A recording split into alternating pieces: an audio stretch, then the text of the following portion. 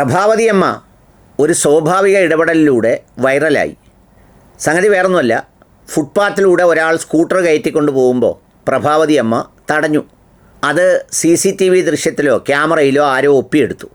അതോടുകൂടി അതങ്ങ് വൈറലായി.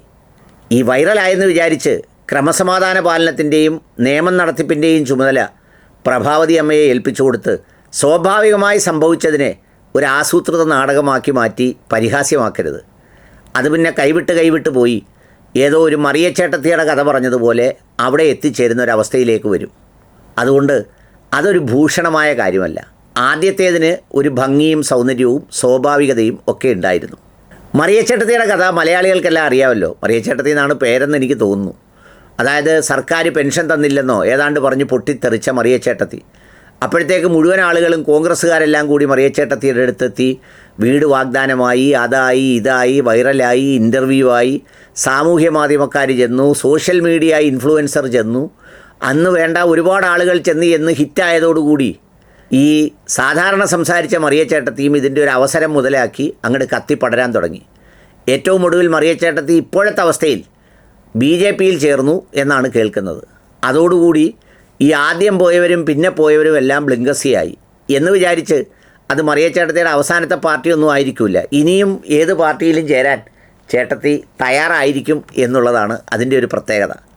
ഞാൻ പറഞ്ഞത് അതുപോലൊരവസ്ഥയിലേക്കാണ് ഒരു പ്രഭാവതി അമ്മ എന്ന് പറയുന്ന ഒരു അമ്മയെ ഇപ്പോൾ സാമൂഹ്യ മാധ്യമം ആഘോഷിച്ചുകൊണ്ടിരിക്കുന്നത്. വാഹനം സഞ്ചരിക്കേണ്ടത് അതിൻ്റെ വഴിയിലൂടെയാണ്. എന്നാൽ അതിന് പകരം ഒരാൾ ഫുട്പാത്തിലൂടെ കയറിപ്പോയി.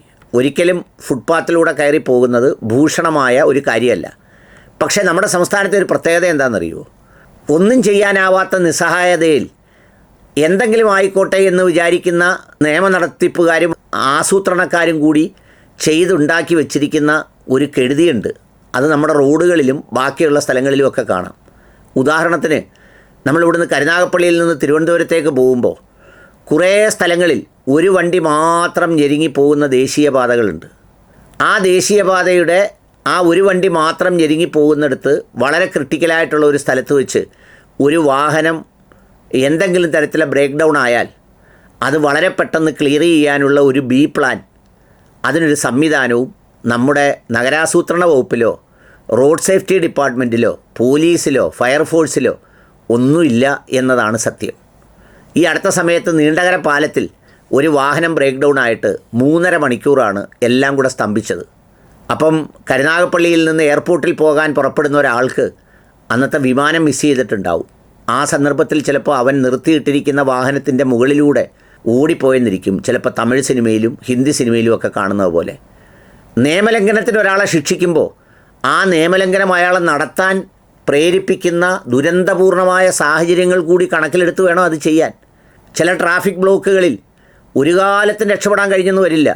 ചിലപ്പോൾ ഒരു അടിയന്തരമായി എമർജൻസിയായി ഒരു മരുന്ന് വാങ്ങാനോ അല്ലെങ്കിൽ ഒരു അഭിമുഖത്തിന് എത്തിച്ചേരാനോ പോകുന്നൊരു വിദ്യാർത്ഥി ഏതെങ്കിലും വഴിയിലൂടെ കുത്തിക്കയറ്റിയേ മതിയാവൂ എന്നൊരു സ്ഥിതിവിശേഷം വരും. അത് പറയുന്നെന്ന് വിചാരിച്ച് കുത്തിക്കയറ്റിയതിനെ ന്യായീകരിക്കുന്നില്ല. അതിപ്പോൾ നമ്മുടെ ഒരു കാര്യവുമില്ലെങ്കിലും നമ്മുടെ റെയിൽവേ ക്രോസുകളിൽ കാണാറുണ്ട്. വാഹനം വരിയായി നിൽക്കുമ്പോൾ ഒരാൾ മാത്രം വളരെ മിടുക്കനായി പുറകിൽ നിന്ന് കുത്തിക്കയറ്റി എതിർ ലൈനിൽ കൊണ്ടുവന്ന് അങ്ങോട്ട് വെക്കുക. അയാൾ എന്താ മുതലാക്കാൻ ശ്രമിക്കുന്നതെന്നറിയുമോ? ഇത് തുറക്കുമ്പോൾ എന്തായാലും അയാൾ പോയെങ്കിലേ അതിലേക്കൂടെ ആർക്കെങ്കിലും പോകാനൊക്കൂ. അതുകൊണ്ട് എത്ര കാലുപറപ്പ് കാണിച്ചാലും അതിലേക്കൂടെ കയറ്റി വിടും എന്നൊരു അഹങ്കാരവും ബോധ്യവുമാണ് അയാളെ അതിന് പ്രേരിപ്പിക്കുന്നത്. അത്തരം സംഗതികളുണ്ട്. അതെന്തു ആവട്ടെ, ഞാൻ പറഞ്ഞ പ്രഭാവതി അമ്മയുടെ വിഷയത്തിൽ അമ്മ തടഞ്ഞു, നല്ലത് തന്നെ. അതൊരു സ്വാഭാവികമായ പ്രതികരണമായിരുന്നു. അത് അമ്മയുടെ ഉള്ളിലുണ്ടായിരുന്ന വീര്യവും പഴയ സ്കൗട്ട്സ് ആൻഡ് ഗൈഡ്സിൻ്റെ ഒക്കെ ആണെന്ന് പറഞ്ഞു. ഈ സംഭവം വൈറലായതോടുകൂടി മന്ത്രി ഗണേഷ് കുമാർ വിളിച്ച് അഭിനന്ദിച്ചു, MVD വിളിച്ച് അങ്ങനെ ചെയ്തു, മറ്റൊരു വിളിച്ച് ഇങ്ങനെ ചെയ്തു, ഭയങ്കര സംഗതിയായി. അപ്പോഴത്തേക്ക് പിന്നെ കാണുന്നത് ഇത് നിയന്ത്രിക്കുന്ന ഒരാളായി പ്രഭാവതി അമ്മ അങ്ങ് മാറി. എല്ലാവരും കൂടെ കൈയടിച്ചു കൊടുത്ത് പിന്നെ വാഹനത്തിൽ നിൽക്കുന്നവരെ എല്ലാം പ്രഭാവതി അമ്മ കൈകാര്യം ചെയ്യുന്ന ഒരു സംഗതിയാണെങ്കിൽ പിന്നെ ഈ വകുപ്പ് സംവിധാനമൊന്നും വേണ്ടല്ലോ, കുറച്ച് പ്രഭാവതി അമ്മമാരെ റിക്രൂട്ട് ചെയ്താൽ പോരെ. അപ്പോൾ അതുകൊണ്ട് ആ കളിയുടെ ഒരു സ്വാഭാവികതയുടെ ഒരു ഭംഗി ആവർത്തിപ്പിച്ച് വൈറലായതിനെ വൈറളക്കമാക്കി മാറ്റരുത് എന്നാണ് എനിക്ക് പറയാനുള്ളത്. അത്രയേ ഉള്ളൂ.